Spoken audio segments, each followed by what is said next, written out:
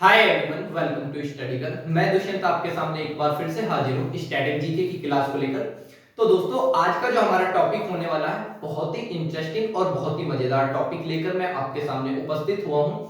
आज का जो टॉपिक है हमारा भारत की बहुउद्देशीय नदी घाटी परियोजना एवं अन्य महत्वपूर्ण जानकारी।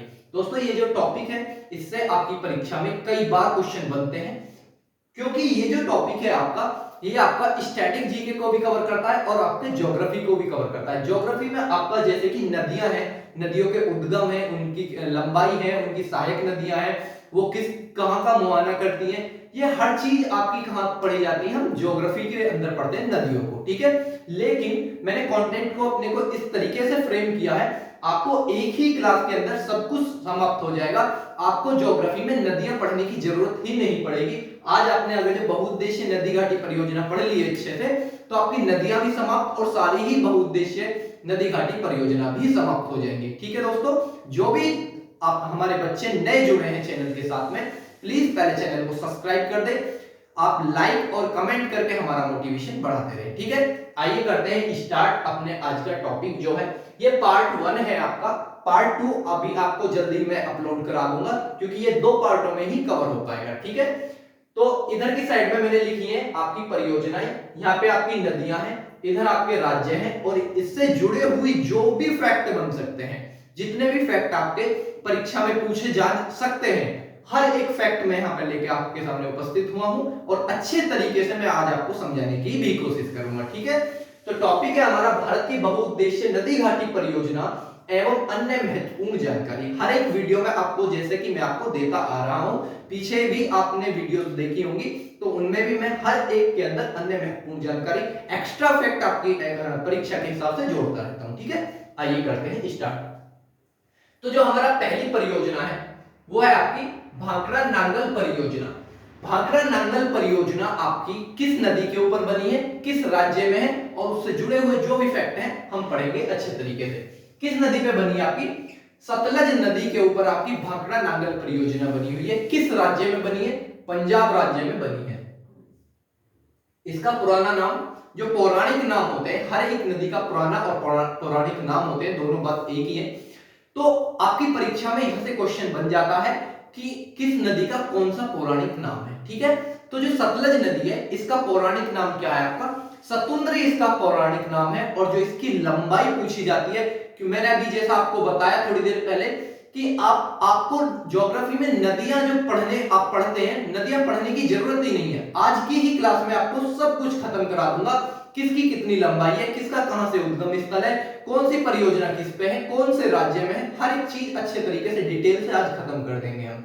तो जो सतलज नदी है इसकी जो लंबाई है, कितनी लंबाई है? 1500 किलोमीटर इसकी लंबाई है। इसका जो उद्गम स्थल है आपका कहां से? राक्षसताल जो है आपका हिमाचल प्रदेश से इसका उद्गम स्थल होता है, ठीक है। और जो इसकी आपकी जो सहायक नदी है कौन सी है? व्यास इसकी सहायक नदी है। किसकी? आपकी सतलज नदी की, ठीक है।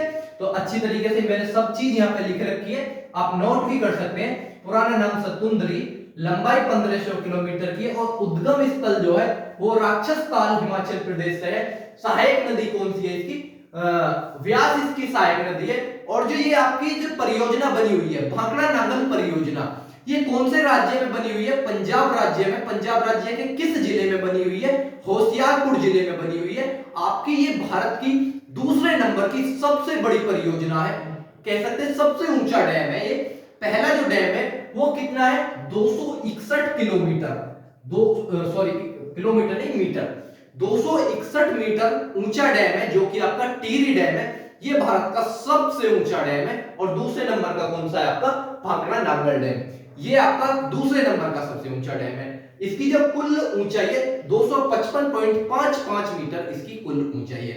अच्छी तरीके से चीजें समझ में आ गई है उम्मीद करता हूं। अब चलते हैं दूसरी पे। तो दूसरी जो हमारी परियोजना है वो है इंदिरा गांधी नहर परियोजना। जो इंदिरा गांधी नहर परियोजना है ये किस राज्य में बनी हुई है, किस नदी पर बनी हुई है? तो ये जो राज्य है आपका राजस्थान के अंदर बनी हुई है। और कहां से, किस नदी पे है आपकी? सतलज और व्यास। सतलज और व्यास नदियां, दो नदियां आकर मिलती हैं आपकी कहां पे?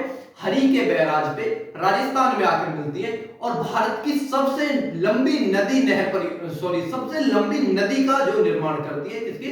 इंदिरा गांधी नहर का। सबसे लंबी अगर जो नहर है भारत की तो कौन सी है? इंदिरा गांधी नहर है, जो कि सबसे ज्यादा आपका राजस्थान के सिंचाई करती है। ठीक है, तो सर्वप्रथम गंगा सिंह ने 1927 में इस प्रोजेक्ट को लेकर आए थे वहां जी के राजस्थान के अंदर कि एक ऐसी नहर बनाते हैं हम नदियों को जोड़कर जो आपके राजस्थान को सबसे ज्यादा सिंचित कर सके। तो 1927 में इस प्रोजेक्ट को लेकर आए थे, लेकिन ये आपका स्टैब्लिश नहीं हो पाया, नहीं बन पाया। फिर जो आपका पुनः 1958 में इसी योजना को लेकर आए और 1958 में फिर से इसको लेकर आए और ये बनाई गई। ठीक है, इसको राज कैनाल भी कहा जाता है। किसको? इंदिरा गांधी नहर को राज कैनाल भी कहा जाता है। और जैसा कि मैंने आपको बताया, हरी के बैराज से ये निकलती है, जहां पर आपकी सतलज और व्यास नदियां आकर मिलती हैं, वहां से इंदिरा गांधी नहर बनती है। ठीक है, आगे चलते हैं। हीराकुंड बांध परियोजना। जो हीराकुंड बांध परियोजना है, ये किस नदी पर बनी है? आपकी महानदी पर बनी है। महानदी पर बनी है, किस राज्य में बनी है? उड़ीसा राज्य के अंदर बनी हुई है।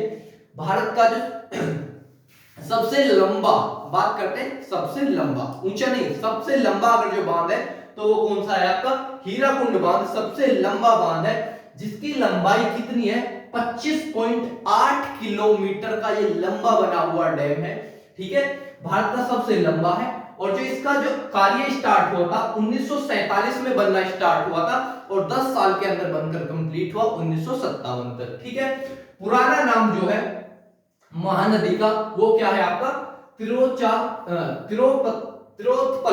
तिरोतपला इसका पुराना नाम है आपका। उद्गम स्थल जो है वो सिहाव पर्वत है।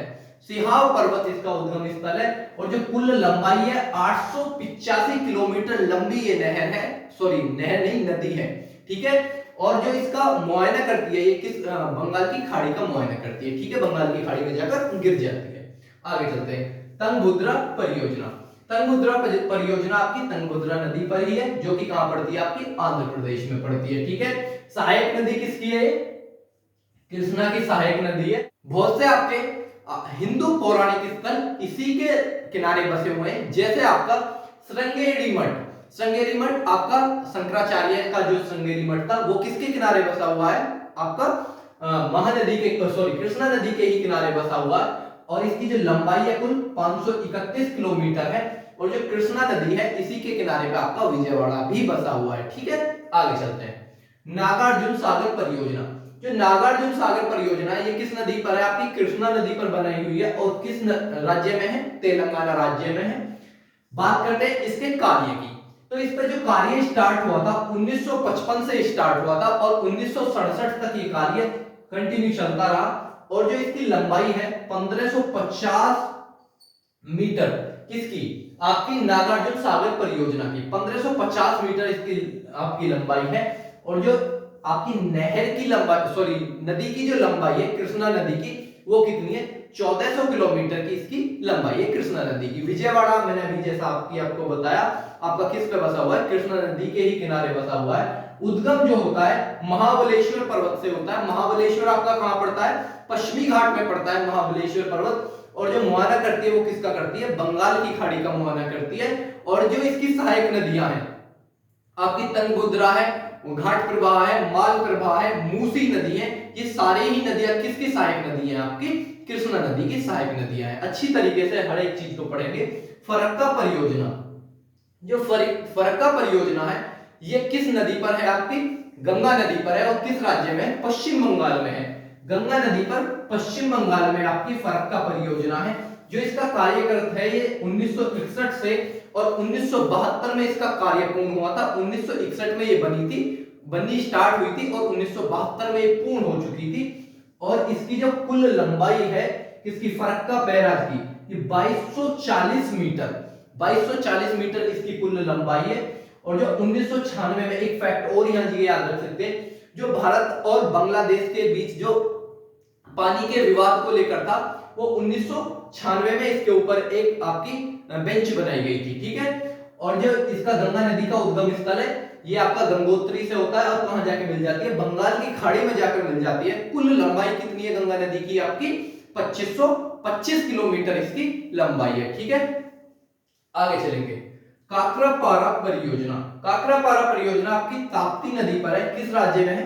गुजरात राज्य में है। ठीक है, उद्गम याद करेंगे। उद्गम स्थल जो होता है इसका किसका? ताप्ती नदी का आपका एमपी के बैतूल जिले से है।